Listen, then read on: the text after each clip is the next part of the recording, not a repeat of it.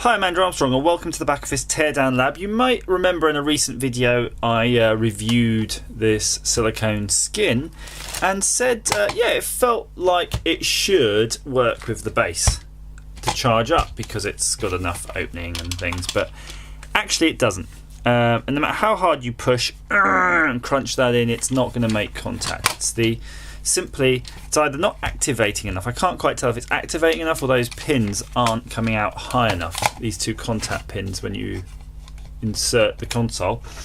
So I'm going to see what I can do. I'm going to mod this. Rather than just cut the silicone, which I know we can do and that's going to work, I'm just looking inside here to see if there's something we can do to actually improve this base. So it's kind of a teardown of the Wii U charging dock. So yeah, it is a teardown. It definitely is a legitimate one. I'm hoping they will be able to do something with the pins, either using the original pins or just replacing them with something longer. That's all it'll take. These docks are quite readily available, so yeah, even if you kind of break it a bit, you should be alright. So that's all that's in it really. So that's the port. Surprisingly loose actually. They sort of must keep that loose so it's just got an engineering tolerance so it matches up with something in there. As I tipped it, a spring fell out and I wasn't paying attention to where that springy thingy is from, but it looked like it was from in there. So yeah, that's the spring of course that actuates the mechanism that puts the pins out.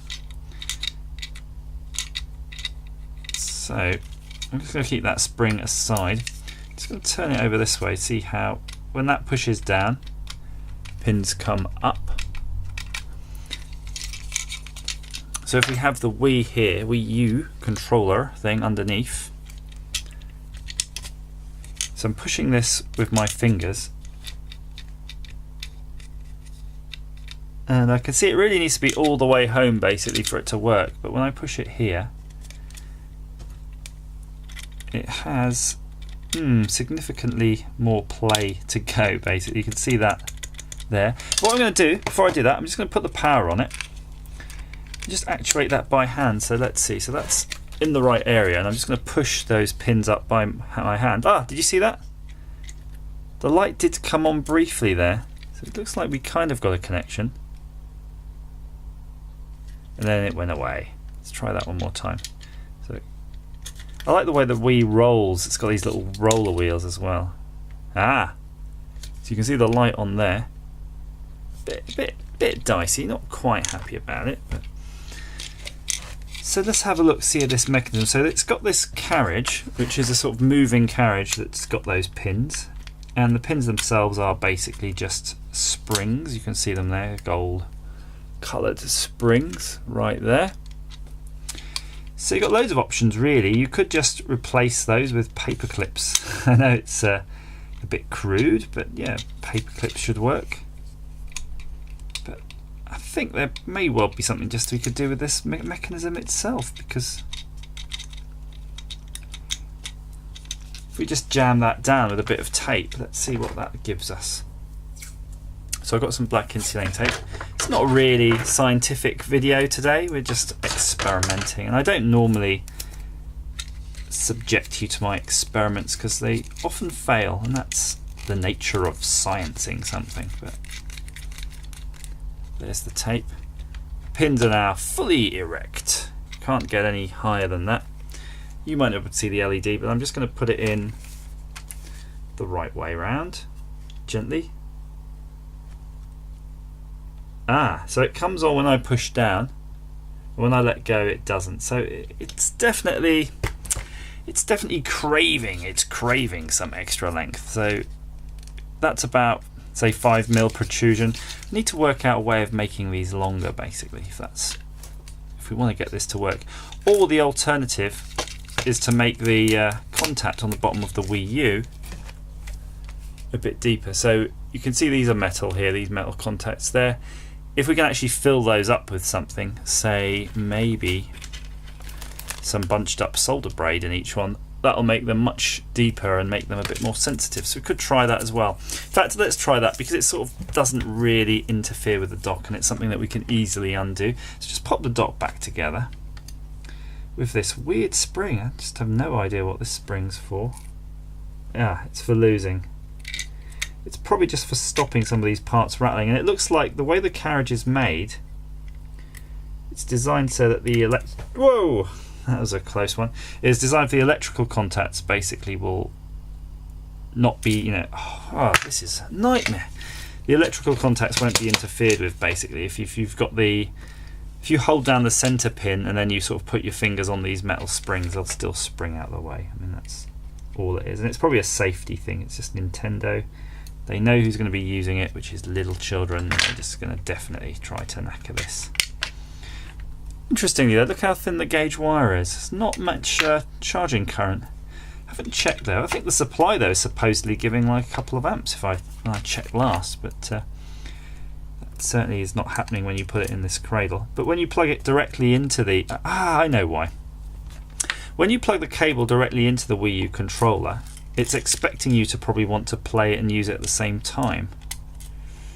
Whereas when it's in the dock, it probably doesn't expect you to be using it. It's just not as an aggressive a charge because it's just probably going to be sitting there, maybe showing something on the screen. That's probably my biggest bugbear, by the way, of this system, is the fact that you can't turn off the screen when you're using it, because sometimes I'll put it on YouTube and it's like, what do I do with the handheld bit? Sort of have to put it face down on a sofa cushion. Seems wasteful. Seems like you should be able to just sort of knock that off so you can save some battery. Ah, look, these look interfered with now. I've sort of damaged my warranty because this cheap Nintendo tri-lobe screw has screwdriver has sort of marked it now. Nintendo will know. The Nintendo police will come and get me. Right. So I'm just going to cut off the scuzz. There's a lot of scuzzy braid here. Let's chuck that away. So we've got good braid now.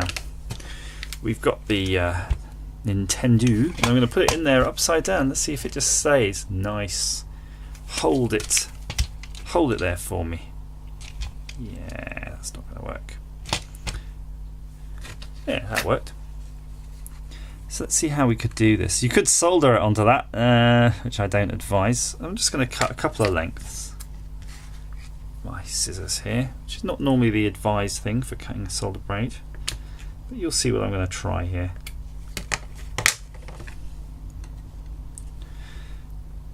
So what I'm going to do is just use the actual case material, this silicone, to hold one end of a piece of solder braid, like so. Reminds me a lot of sort of Scalextrics. You remember the bottom of a Scalextrics race car? I know it looks crude now. We're gonna, if it works, they will sort that out. And then I'm just gonna put it back in the cradle. Hooray! Nothing. Nothing, of course, because I don't think this is really getting pushed down enough. Tape again. Good stuff, this insulating tape. Right, so now the pins are permanently up because I've taped them up. Let's try again. Nope. It's starting to look like this is a losing battle here.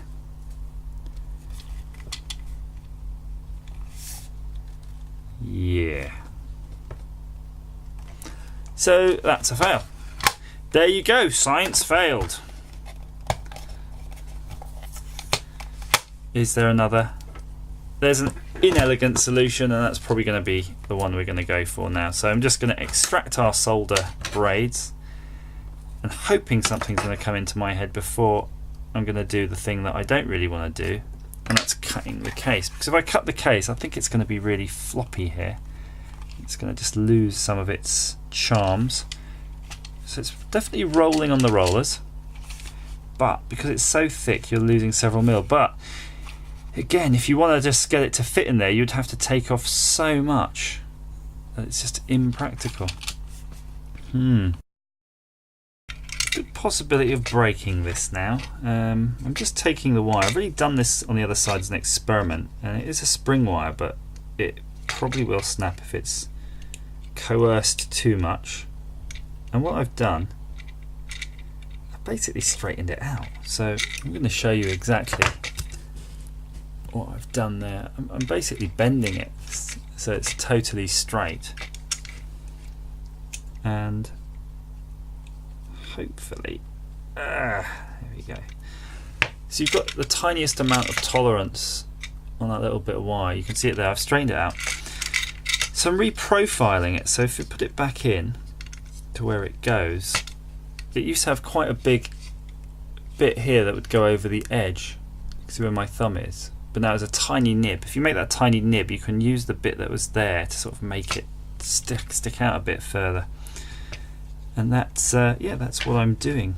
It's again, it's all a lot of judgment though, so it's basically guesswork. You're only really getting an extra little bit out of it. But you can see it there bending, and I've just got to bend the end so it's got that little lip so it can hang into the edge of the plastic.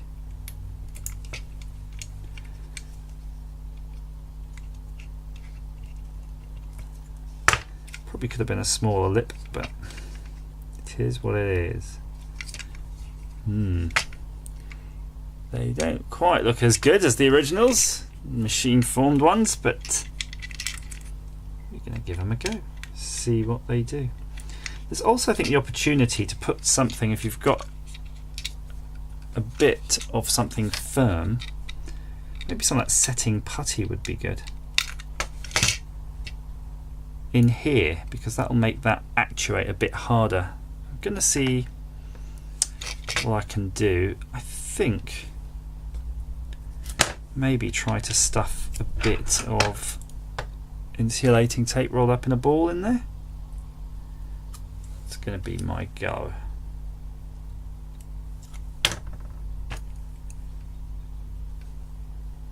So I'm just going to wrap these round to make a sort of cylinder.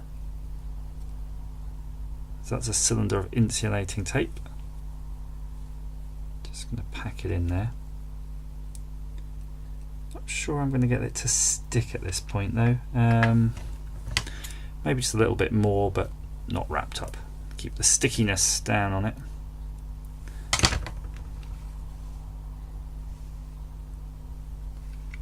Okay, just going to feed that in over the top of a lot of it. Because I'm guessing once it's assembled, it doesn't really need to be held very tight.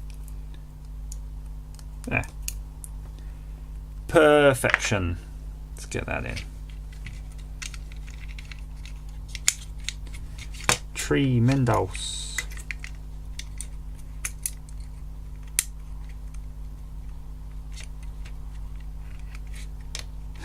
There it is. It's sort of...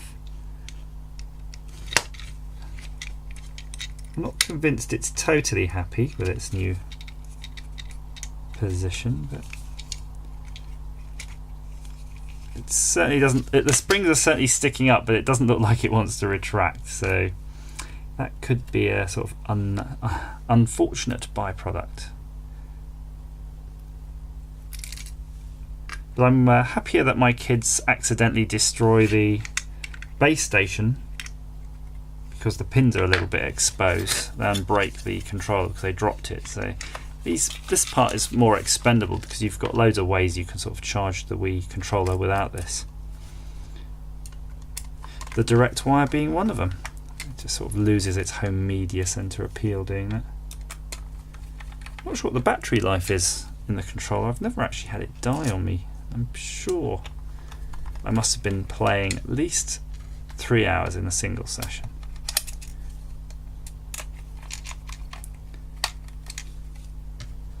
Last screw.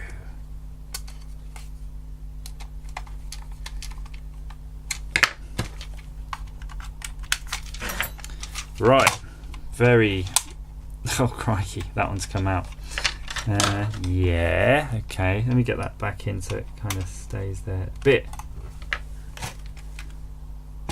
Hooray! That actually does work. Yeah.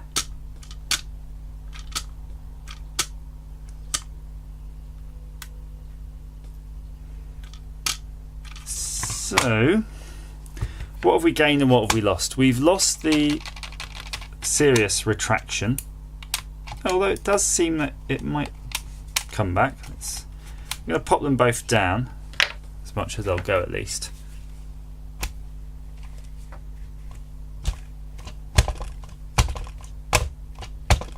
Yeah, I think I'm going to give it a go at that. I think that's about it. So you can get these out further then than they were obviously originally designed. So you've got the risk, just to sort of let you know that if you do this, the risk is your kids are going to break them or these pins will wear out. So maybe get yourself a spare charging station while you can. And I'm going to give it a go for a while, see if it does the trick in the long run. Look, there's an alignment, you want to get it. Yeah. So there you go. Try it, hate it, like it, share it, see how you get on with it. It does seem to work. The silicone case does mean you need to get that alignment up correctly, but I think you'd need to do that anyway. Perfect. As ever, thank you for watching.